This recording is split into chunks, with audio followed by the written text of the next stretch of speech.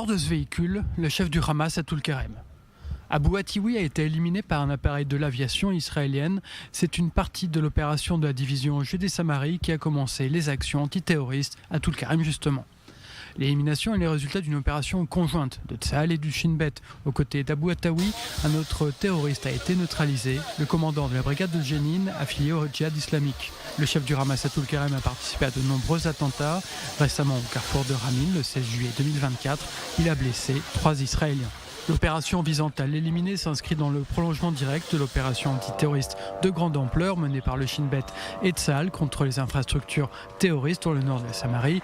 À la division Judée-Samarie se sont ajoutées d'autres unités de Tsahal, le Shin Bet, les gardes frontières et la brigade Ephraïm. À Jenin, la brigade Ménaché poursuit ses opérations. 15 terroristes ont été éliminés et 40 suspects sont sous les verrous. Des dizaines d'armes ont été saisies. Les commandos ont localisé une bombe dissimulée dans une machine à laver dans un appartement à Jenin. Des dizaines d'explosifs conçus pour être dissimulés sur les routes et destinés à piéger les soldats israéliens ont été saisis et détruits. Sur ces images, des bonbonnes de gaz qui allaient être transformées en bombes artisanales. C'est le 7e jour de l'opération menée par le commandement central à Jenin et les villages environnants. Au cours de la semaine, plusieurs arsenals ont été détruits, des cachettes utilisées par les terroristes mises à jour. Environ 35 personnes ont été arrêtées et interrogées par Tsahal et le Shin Bet.